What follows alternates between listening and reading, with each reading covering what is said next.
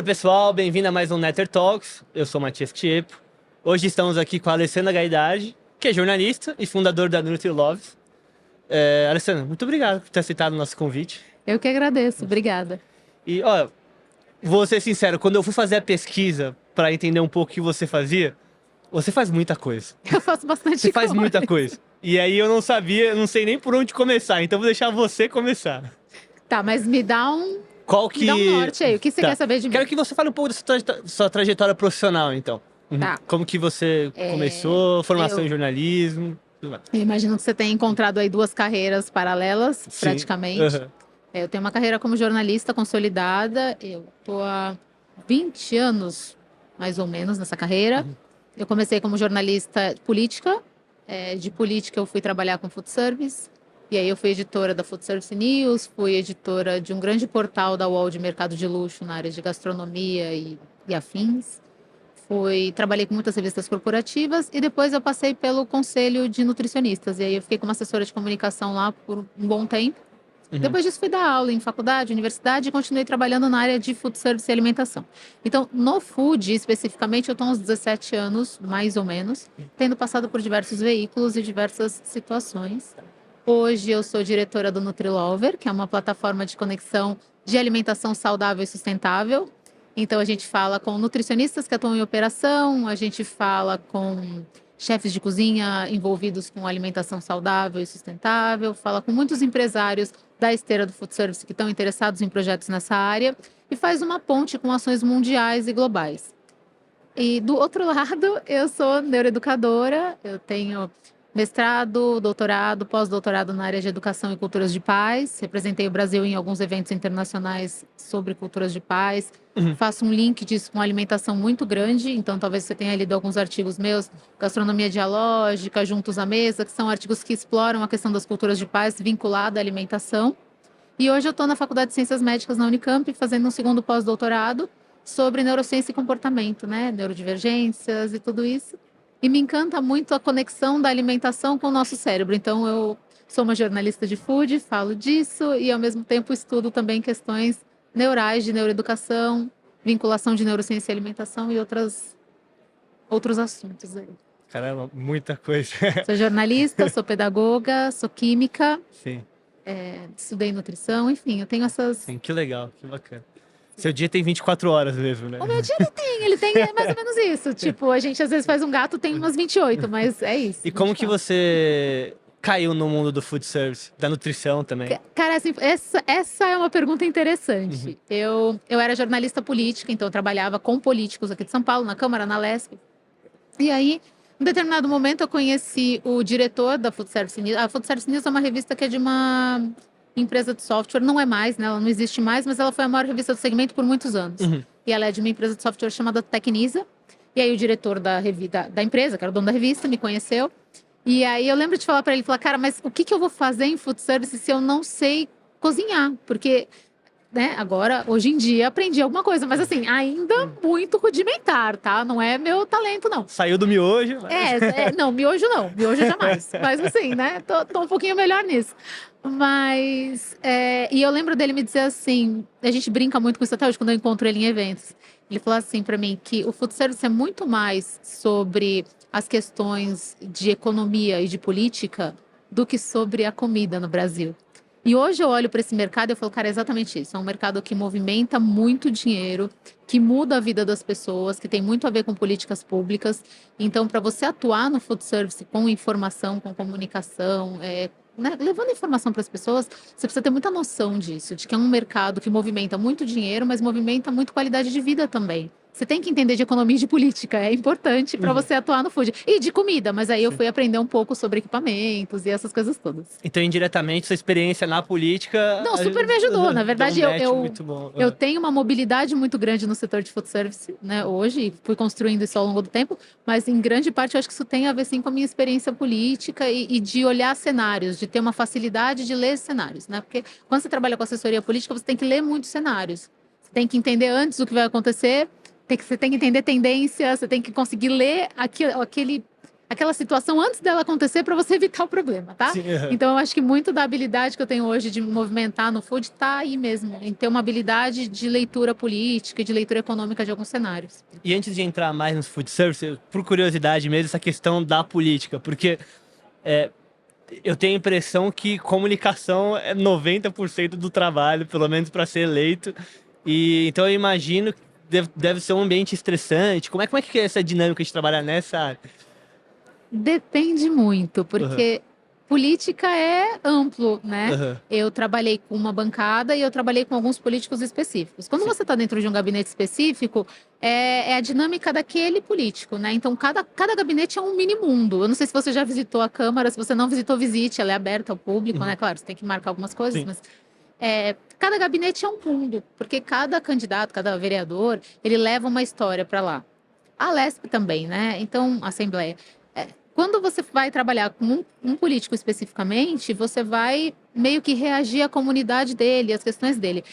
A comunicação não diria que é 90%, mas ela é muito forte mesmo, porque além de nortear um pouco o trabalho, ela também norteia o público sobre o que está sendo feito. Então, ela é muito importante para tudo. A nossa comunicação pessoal é muito importante. É que os políticos já entenderam isso há mais sim, tempo, mas a nossa comunicação pessoal é muito importante para tudo. E aí depois você me perguntou sobre nutricionistas, né? Faltou esse pedacinho. sim. O salto daí.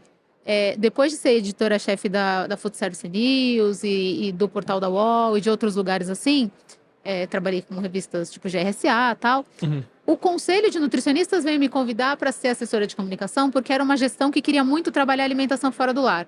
E entendia que nutricionistas que atuam em alimentação fora do lar precisavam de apoio, precisavam de informação, precisavam de um suporte que não estava acontecendo, porque na nutrição tem categorias.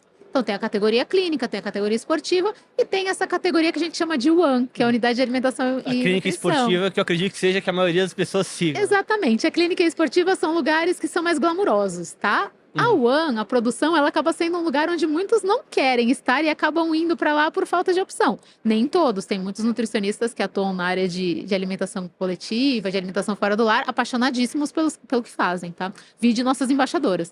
Mas é um lugar onde muitos não gostariam de estar porque a remuneração não é tão boa, o reconhecimento social não é tão legal, elas não são chamadas de doutora, sabe assim? Então é um Entendi. pouco diferente. O E dia a aí, dia também deve o ser um dia pouco a dia é mais super. puxado. Não, é super desgastante. Mas isso não é só para o nutricionista que atua no food, né? Isso é para quem atua no food. Trabalhar com alimentação fora do lar é complexo, são muitas horas, não tem fim de semana, não tem feriado. Então, assim, é uma área de trabalho que tem muita paixão envolvida mesmo, porque senão a pessoa não aguenta, né? É um trabalho muito Uhum. exaustivo. Então, eu vou para o conselho para cuidar um pouco mais, não só disso, né? Eu era assessora do conselho todo, mas para cuidar mais desse lugarzinho que falava com alimentação fora do lar. Conseguimos fazer coisas incríveis, conseguimos colocar matéria sobre equipamentos na revista. Foi uma experiência muito legal. Consegui fazer alguns projetos junto com o CFN, com o Federal. Foi muito bacana mesmo. E aí eu fiquei muito próxima desse público de nutricionistas que atuam em alimentação fora do lar. Me apaixonei por nutrição. Foi, assim, uma mudança muito grande na minha vida começar a trabalhar com nutricionistas, porque nós, e aí eu incluo todo mundo, né, que está no food, a gente não tem esse cuidado com a nossa própria alimentação. A verdade é essa, né?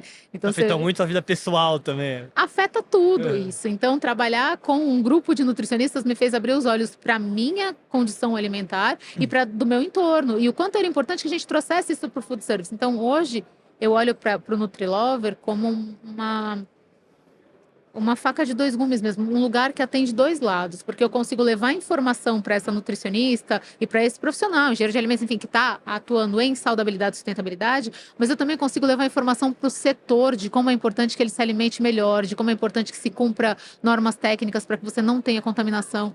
Então, eu acho que é um lugar que traz muito bem-estar, muita qualidade de vida para todo mundo. Acho que é um projeto muito amor mesmo, né? Sim. Nutrilover, é isso. E para nutricionistas que são One, o que elas fazem exatamente? Se você puder descrever um O que pouco. uma nutricionista faz numa UAN? Cara, ela faz tudo. Ela faz tudo. Não, ela não faz tudo. Mas ela cria. Bombril, assim. Não, de jeito nenhum. Ela cuida de processos. Em teoria, a nutricionista da UAN, ela nem cozinha, tá? Ela cuida de processos. Mas a gente sabe que na prática, muitas vezes acaba cozinhando também. Mas ela não é chefe de cozinha. O papel dela é outro. O papel dela é cuidar de processos e de pessoas, tá? Então, quando a gente fala das pessoas dentro do food, isso tem muito a ver com a nutricionista, com esse olhar dela dentro da cozinha, porque ela tem um olhar muito humano. A gente brinca aqui no projeto de cozinha, quando entra uma nutricionista, ela que vai falar assim, poxa, por que não tem um ar-condicionado aqui? As pessoas vão morrer de calor dentro dessa cozinha. Por que essa lavadora não está num lugar que não tenha um problema de lesão, de trabalho? Porque elas estão olhando para as pessoas funcionando ali dentro.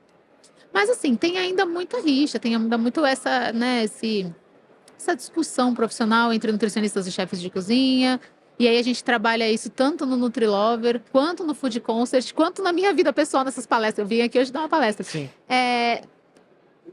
A gente fala disso porque isso precisa ser transposto, né? Todo mundo que está dentro da cozinha está ali por um bem comum, todo mundo ali tem um propósito comum. Ninguém está ali para brigar. Então, alimentar essa rixa, falar, olha, a nutricionista ela entra lá para fazer norma, regra, e o chefe entra lá para cozinhar. A gente tem que Tá tomar atrapalhando cuidado o chefe, com o cara isso. tá lá cozinhando. Ninguém está atrapalhando ninguém. Na verdade, é como se fossem dois grandes pilares da alimentação, né? Você tem a saúde e você tem também a segurança, né? Que está ali com a saúde, claro. E você tem o prazer. Então, de um lado eu tenho saúde e segurança, do outro lado eu tenho prazer. Eles só funcionam juntos. O restaurante chama restaurante porque ele restaura. Você tem que sair de lá melhor do que você entrou, você tem que sair restaurado. Se eu tenho dois lados muito diferentes, né? Que é a saúde e o prazer, que eles têm que, no fim das contas, se juntar para criar uma alimentação, uma experiência de alimentação positiva. Cada um tá numa missão diferente ali Mas na eles estão numa cozinha. missão diferente. Uhum. O Nutri, vamos dizer, o nutricionista, tem meninos também, são mais mulheres do que homens, mas tem homens e mulheres. Mas o nutricionista, ele tá ali para olhar para a saúde, ele tá ali para olhar para o processo, ele tá ali para olhar para como essas pessoas estão trabalhando, para o EPI, para segurança, tá, ok. E o chefe tá lá para olhar para o prazer. Essa comida tem que ser gostosa, ela tem que ser atrativa e tal. Então vai ter momentos que eles vão entrar em pequenos embates? Vai. Mas é por um bem comum. Então, quanto mais a gente consegue, enquanto mercado, cuidar dessa relação, abraçar essa relação, mostrar para um e para o outro o quanto é valioso eles se escutarem, é fantástico. Porque uma cozinha que não tenha o prazer, ela se perde. A alimentação é prazer. Por outro lado, uma cozinha que não tenha saúde e segurança, que não tenha normas muito claras, ela gera desconforto, ela gera intoxicação, ela gera doença, o contrário do que ela deveria estar fazendo, porque ela deveria restaurar. Então, é um combinado perfeito, mas a gente ainda tem muito preconceito, inclusive dos profissionais, sobre isso. Então, muitas vezes a gente percebe que o resultado não chega onde poderia chegar naquela cozinha, que poderia ser fantástico, por conta de uma rixa que nem deveria existir. Uhum. E a ONU, ela acaba, então, também tendo uma influência no cardápio, na escolha dos alimentos, então. A One é a unidade. Perdão, a nutricionista que está A nutricionista ela tem total influência sobre o cardápio. Quando a gente fala em One, hoje a gente usa o One como um termo mais genérico que incluiria todo o food service. Mas por muito tempo se usou o One só para delimitar a questão da refeição coletiva, tá? Então hoje a gente fala de One de uma maneira mais aberta, fazendo menção à refeição coletiva e à refeição comercial também. Mas por muito tempo a gente olhou como One esses grandes projetos de grandes refeitórios de refeição coletiva. E aí, o papel da nutricionista, ele perpassa as questões de saúde, de normas, então saúde do colaborador, saúde de quem está comendo, dessa coisa toda, mas ele também vai falar muito da sustentabilidade, que é um lugar que eu acho que a gente tem que ser cada dia mais incisivo sobre isso, sobre os profissionais da cozinha que olham para a sustentabilidade. Todos deveriam olhar, mas a nutricionista, ela acaba sendo um lugar muito interessante com esse olhar, porque ela vem com esse olhar humano, ela tem um preparo muito grande sobre sustentabilidade. E veja, o nutricionista é o profissional que mais entende de comida, de alimento, de constituição do alimento, de texturas do alimento. Não que ele seja melhor que o chefe de cozinha, porque não é sobre isso, são categorias diferentes. E tem muito chefe que é nutri, muita nutri que é chefe, e tá tudo bem. Mas se tem um profissional que entende de textura, por exemplo, esse profissional é o nutricionista.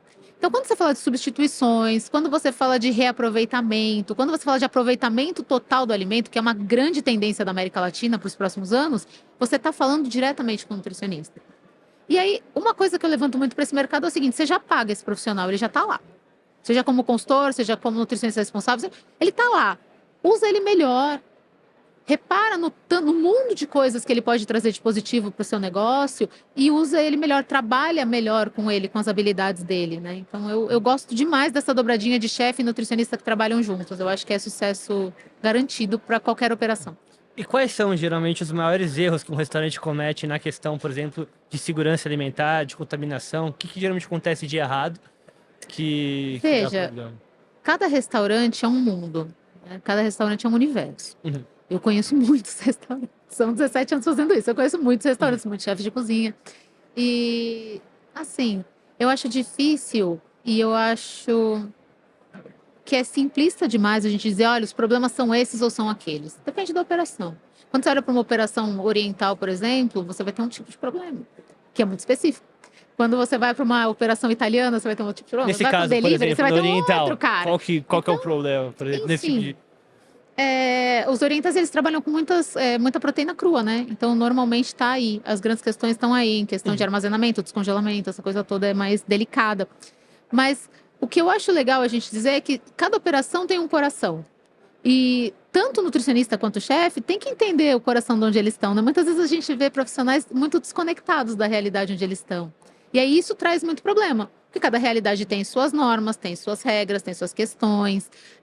A norma ela pode ser aplicada de várias maneiras, contanto que ela chegue ao resultado esperado. Então também tem que ter uma delicadeza desse profissional de nutrição que está ali ensinando de que tem coisas que funcionam naquela operação e tem coisas que não funcionam para aquela operação, né? Então a gente brinca muito com isso, que nutricionista bom é um nutricionista que entendeu onde ele está, assim como um chefe de cozinha bom é um chefe de cozinha que entendeu onde ele está.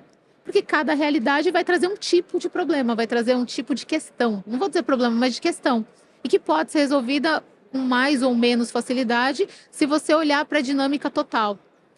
Fim das contas, é sempre sobre pessoas. Você não vai sair dessa dinâmica. É sobre as pessoas. E como você organiza essas pessoas e como você orienta essas pessoas. Até mesmo para o uso do equipamento, até mesmo para a realização da norma e tal. Então, é sobre pessoas. Quando você tem profissionais que conseguem unir pessoas em torno de uma alimentação saudável e sustentável, você vai ter uma operação com pouquíssimos problemas. Mas você tem que olhar para as pessoas e para as demandas delas, né? O que a gente vê muito são problemas que, por exemplo, a nutricionista foi lá, ela orientou sobre uma coisa e essa coisa continua não sendo feita. Mas as pessoas que têm que fazer essa coisa, elas entenderam. Porque o pessoal da cozinha, ele tem uma estratificação gigante. Tem de tudo dentro da cozinha. Você também permeia a cozinha, você sabe do que eu estou dizendo.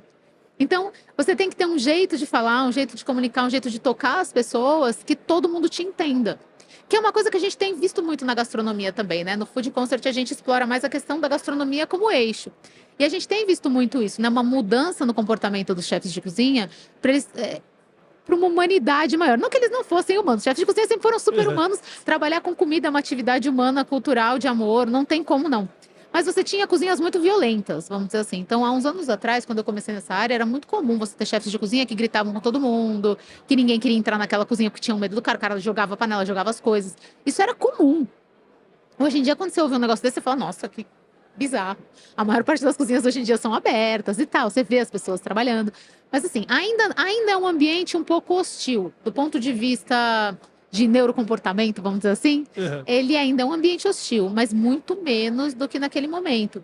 E eu vejo que mesmo entre os chefes, está rolando um movimento muito bonito nesse lugar de se tornarem mais próximos do público, mais próximos dos seus colaboradores, entendendo que muitas vezes esse chefe de cozinha, ele é a grande estrela daquela equipe, né? Eles querem ser ele. Então, entender isso também e Acho que entender o essa é uma processo. conscientização que ela é geral, assim, no mundo do trabalho, né? Entre uma pessoa que é o superior e uma pessoa que está respondendo a essa pessoa. Então, toda essa questão de... Vamos, né? A gente não tô acima de você, a gente tá junto em um único objetivo. Sim, a gente está junto num único objetivo. Chefes, nutris, copeiros, todo mundo tá ali para entregar uma experiência de alto valor de alimentação. É isso. E quanto mais eles conseguem conversar sobre isso, melhor. Mas eu particularmente vejo um crescimento de movimentos para uma cultura de paz na cozinha, que é um sonho meu. Você ter uma cultura de paz dentro das cozinhas, lugares onde o diálogo de fato funcione. Eu não sei se você chegou a ler, né, Gastronomia Dialógica, você falou alguma coisa sobre isso, então acho que você teve algum contato. Mas tem gente que chama de manifesto, de texto, o que for, agora vai virar um livro, mas está publicado em alguns idiomas. O grande lance disso, né, dessa teoria que eu coloquei aí no mundo, é que você pode conversar a partir da comida. Ela é uma possibilidade de diálogo. Esse diálogo acontece quando eu cozinho, esse diálogo acontece quando eu como com alguém, quando eu me sento, né? Quando eu compartilho a mesa com alguém. Ele funciona quando eu olho para o alimento e eu levo ele para minha casa. Então, são diálogos que são movimentados pela alimentação. Só dá para você ter isso quando a cozinha tem paz. Porque senão a comunicação que você faz é violenta também. Você está comentando, né? Você está comunicando uma coisa que não é adequada. Quando você olha para sociedades muito antigas, e aí faz um pouco parte do meu projeto como pesquisadora, isso, olhar para culturas muito antigas, tradições muito antigas, a alimentação para eles era sagrada. É um momento sacro, é um momento de você sentar à mesa, de você comungar, de você ter uma comunhão. Não é à toa que a comunhão traz um alimento na igreja. Uhum. É porque é um ato de comunhão a comida. Cada pessoa vai ter uma religião, claro, mas as pessoas que são cristãs, a Santa Ceia é o quê? A partilha do pão. A comida envolve os processos de diálogo de uma maneira central na nossa civilização ocidental. Então, para que você tenha diálogos interessantes a partir da alimentação, você também precisa ter um ambiente próspero, né? E um ambiente de amor universal. Quando eu falo em amor aqui, não é esse amor romântico, mas é um amor de carinho humano, pelo outro, cara, um amor humano. Entender que a atividade de fazer comida, cozinhar, oferecer comida, compartilhar comida é um ato de amor universal, amor fraternal. Então, se você tem cozinhas que entram nesse espírito, você tem uma alimentação de maior valor para todo mundo. Você melhora toda a esteira. Ninguém vai brigar na cozinha? Que vai, como em qualquer atividade, você vai ter ali eventualmente um desgaste, você vai ter eventualmente uma situação que um colaborador não fez direito e prejudicou o outro, ok. Mas como eu vou lidar com o conflito é a grande questão. Não existe ausência de conflito entre seres humanos, nós somos diferentes e a gente vai eventualmente conflitar. Seres humanos que dialogam, eventualmente conflitam.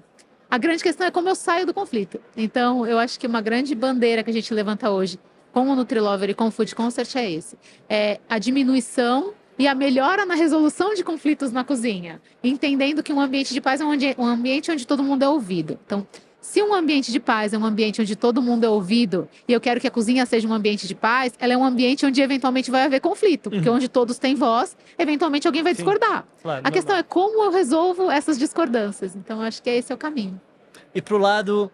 Vendo agora o lado do proprietário de um restaurante. Tá ok. Que está pensando também na parte financeira. Como que essa profissional também ajuda ele nesse sentido na cozinha?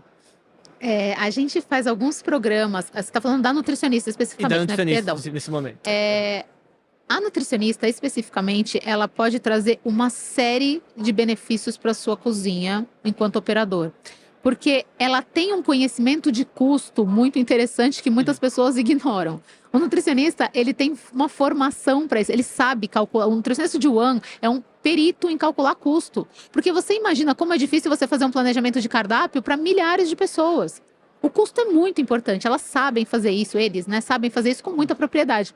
Então, uma maneira muito interessante de você ter um aumento de CMV com o profissional nutricionista é deixar ele avaliar o seu cardápio e fazer propostas sobre isso. Porque ele entende, de novo, de substituição de itens, ele entende muito de percepção de itens, ele entende muito de custo, né? E principalmente custo em alto volume.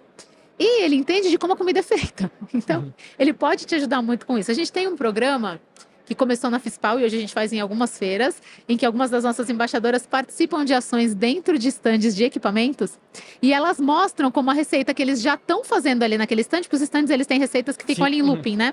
Elas fazem uma entrada por dia ali e na entrada delas, na entrada Nutrilover, essa receita ela é feita diferente. Então a gente faz a substituição de alguns componentes, mantendo o CMV ou melhorando a proporção de CMV desse prato e aumentando o valor percebido. E essa história do valor percebido é o que traz dinheiro para o restaurante, porque as pessoas querem a experiência. O que a gente tem hoje de dados de tendência muito forte é que a experiência agora é a rainha da alimentação. Então as pessoas elas não querem mais sair de um restaurante se sentindo sem fome só. Elas querem sair de lá sem fome, obviamente. Só comer. Mas sentindo que elas viveram uma experiência. E a gente sabe, neurocientificamente falando, que a experiência ela é mandatória na nossa vida e ela faz a gente querer repetir as coisas. Então, para que eu queira voltar a um restaurante, a experiência tem que ser fantástica. E a experiência ela inclui um monte de coisas. Ela inclui tudo que envolve ali. Essa é muito a seara do Food Concert, então lá a gente fala muito disso, né? De todos os componentes que fazem com que uma experiência gastronômica seja positiva e interessante. O som, o olfato, o tipo de comida, tudo, né? O ambiente, essa coisa. Então, quando você fala da comida enquanto experiência, você tem que ter valor agregado. Sim. A pessoa que olha para aquele prato, ela tem que olhar para ele e achar que ele é muito legal antes mesmo de consumir esse prato. Os orientais vêm com isso há muito tempo, né? O comer com os olhos, a percepção da comida. E isso chegou no Ocidente com muita força agora. Isso vem pra gente em dados de tudo quanto é estrutura internacional e nacional. Então, eu tenho dado da Brasel, mas eu tenho dado do Summit, eu tenho de Lisboa, eu tenho dado da Última Host, eu tenho dado da NRA, eu tenho dado do mundo inteiro, né, de feiras do mundo inteiro e também de projetos de pesquisa mesmo do mundo inteiro, falando que temos que dar melhores experiências para esse consumidor. Ele quer ter uma experiência gastronômica. Só que eu também não posso mandar o custo disso para as alturas, porque senão eu quebro o operador.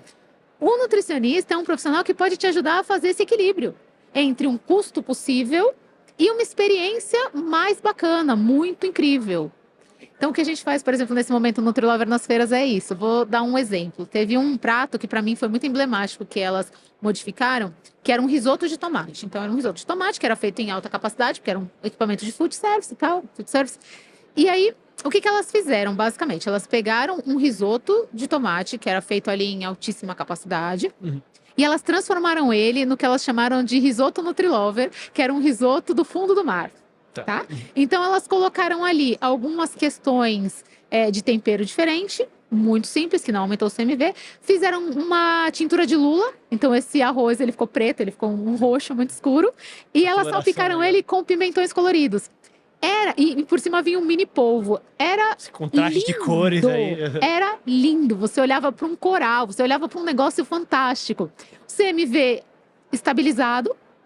E quando as pessoas comiam antes e depois, porque já era um prato que carregava ingredientes que tinham um custo, tá? Não era um prato baratinho. Um risoto feito com um arroz arbóreo, um risoto bem feito, vamos dizer assim, ele já tem ali, tinha uma proteína envolvida. Então, era um risoto que já tinha um custo, né? Ela não pegou um arroz e colocou um monte... Ela pegou um custo que ela tinha e alterou. E aí, esse risoto, ele ficou lindo. E aí a gente fez uma pesquisa em loco com as pessoas que comeram antes e depois. Qual vocês preferem? E a percepção das pessoas aumentou absurdamente, o que significa que elas se proporiam a pagar mais por aquele prato. Então eu tenho um operador que tem 2 pratos que custam a mesma coisa, tem um equilíbrio de CMV, mas que tem um valor percebido completamente diferente.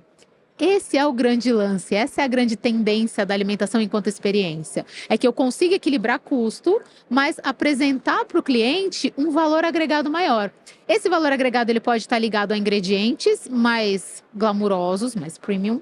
Ele pode estar ligado à memória emocional, a fazer vinculações com a memória emocional. Ele pode estar ligado ao lúdico, que nem nesse caso, como ele virou um arroz do fundo do mar, não sei o quê. Então ele tinha uma pegada lúdica, ele tinha cores lúdicas. É divertido, né? Ele era divertido. Então, quando você agrega valor ao prato, é fantástico. Você aumenta o seu lucro. Mas se você fizer isso sem aumentar seu custo, é a terra dos sonhos. E quem é o profissional que te ajuda a fazer isso? É o nutricionista. Mas é um nutricionista sozinho? Não, é um nutricionista junto com o chefe. Por isso que eu te falo, essa é a dobradinha de ouro. Quando você tem um nutricionista atuando junto com o chefe em parceria, você tem um infinito de possibilidades se abrindo para você numa operação. Inclusive de diminuição de cardápio, que a gente vê que é um problema grande, né? As pessoas, olha, as operações muitas vezes elas têm cardápios muito amplos, com muitas opções, e isso torna a cozinha um lugar meio caótico. Então, o nutricionista também consegue ajudar nesse lugar, de uma engenharia de cardápio ali. Dê menos opções, mas dê opções mais coerentes com a sua cozinha, né? Porque a possibilidade do cliente voltar porque ele teve uma experiência magnífica é muito maior do que ele voltar porque você tem muitas opções. Sim. Essa é a questão.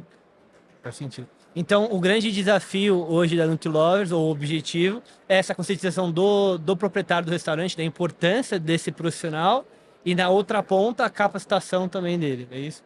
A missão do Nutrilover, ela tá nesse lugar, né? A missão do Nutrilover é valorização do profissional de nutrição dentro do mercado, que ampliou, né? Porque quando a gente começou, a gente falava da valorização do profissional de nutrição. Hoje a gente fala da valorização do profissional que atua com saudabilidade e sustentabilidade, porque a gente entendeu que aí, além da nutricionista, do nutricionista e do técnico em nutrição e dietética, você tem também um engenheiro de alimentos que muitas vezes está focado nisso, um chefe de cozinha focado nisso.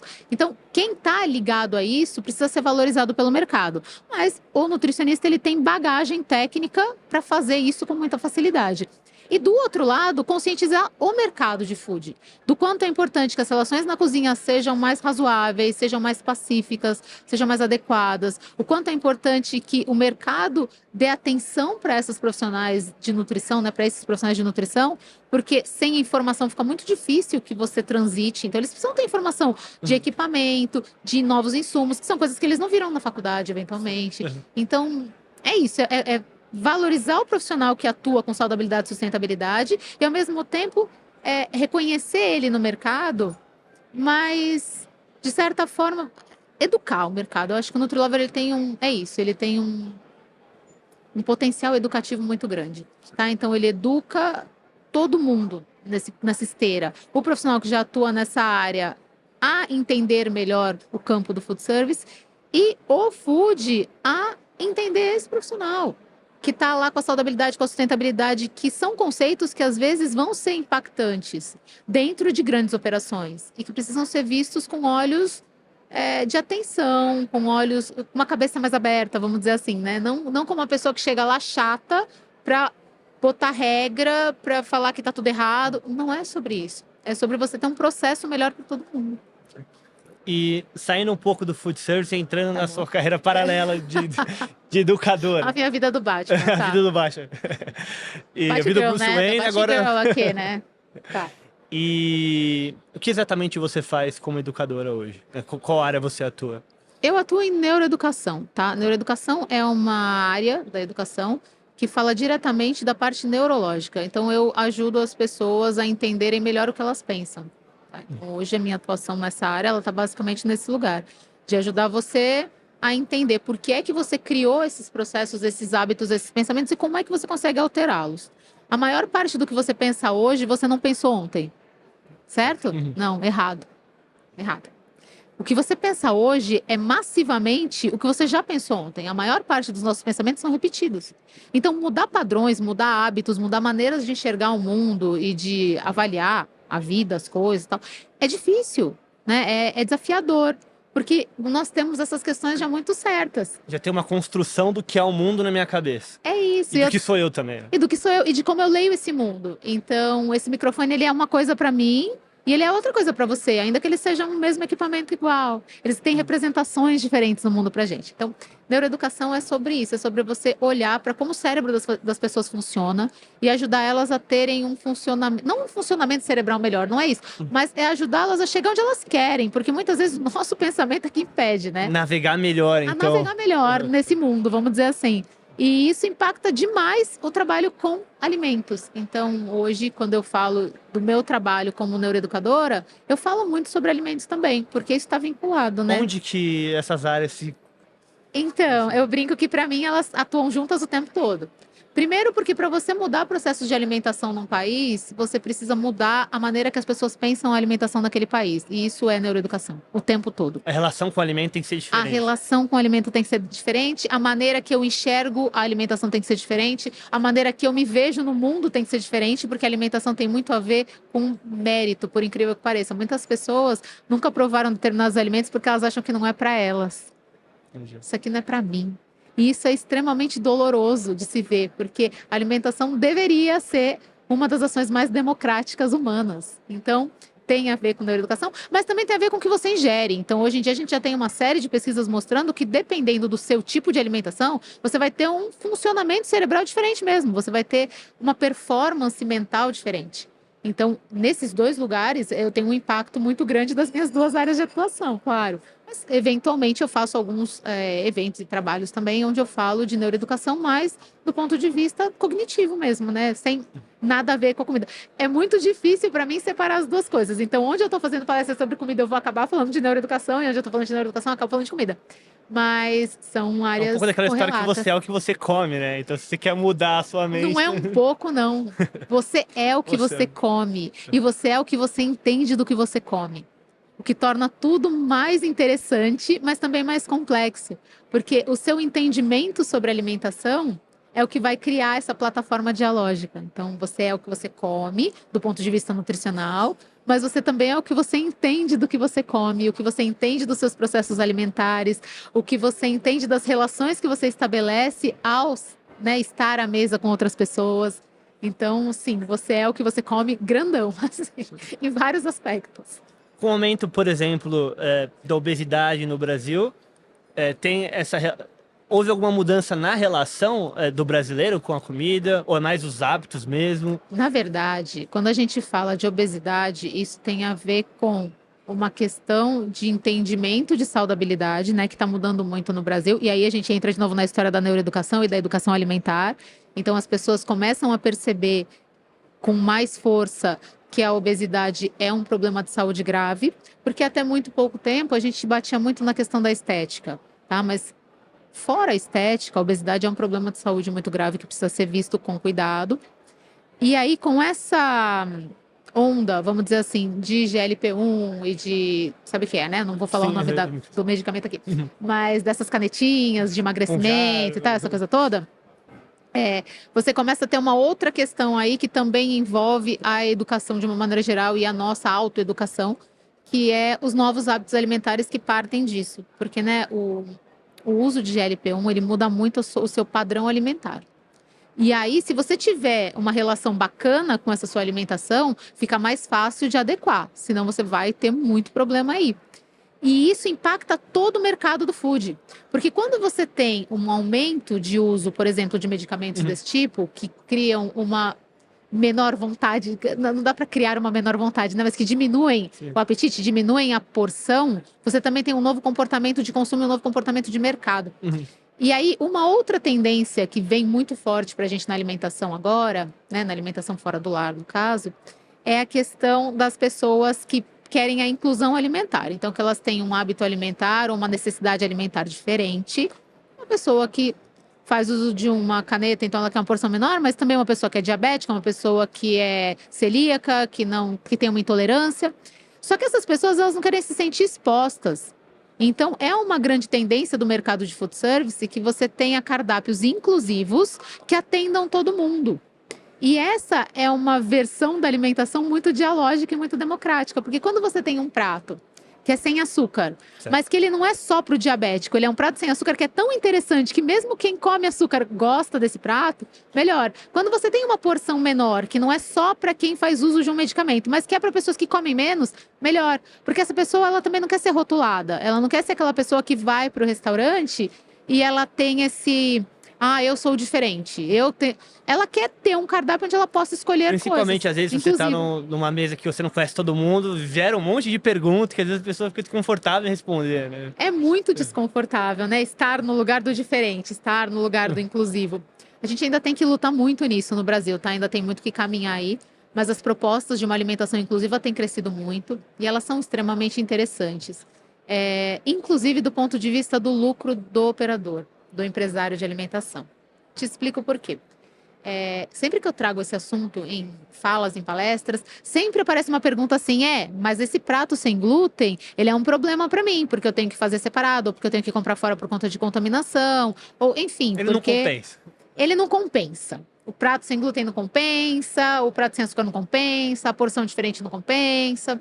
Só que aí eu te falo o seguinte, as pessoas tendem a usar a alimentação como padrão social, tá? Então as pessoas usam o comer juntos para sociabilizar. A gente sai para comer uma pizza, 50% por conta da pizza, 50% por conta das pessoas Pizza que estão tem com segundo você. plano. Eu diria até que mais, né? Então eu colocaria até uma escala, sei lá, particularmente de 80 a 20. A comida ela chega a ficar ali nos 20% do interesse e 80 são as pessoas que estão com É só um você em motivo alguns para sair momentos. e ver a pessoa. É isso. Claro, vai ter momentos que você tá ali comendo sozinho, correndo, tal, por uma questão de nutrição pura e simples, sim.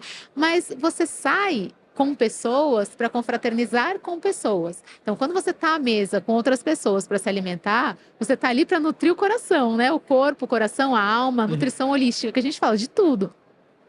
Quando você olha para isso, o prato inclusivo, ele é o maior marketing que o restaurante pode ter. Porque nós temos um grupo de amigos, por exemplo. E nesse grupo de amigos tem 8 pessoas. Dessas 8 pessoas, tem uma que é celíaca. Ela não pode ingerir glúten. Tudo bem. E aí, a gente vai sair para jantar. Nós 8 vamos à pizzaria que oferece uma massa sem glúten. Porque uma pessoa toma uma decisão por 7.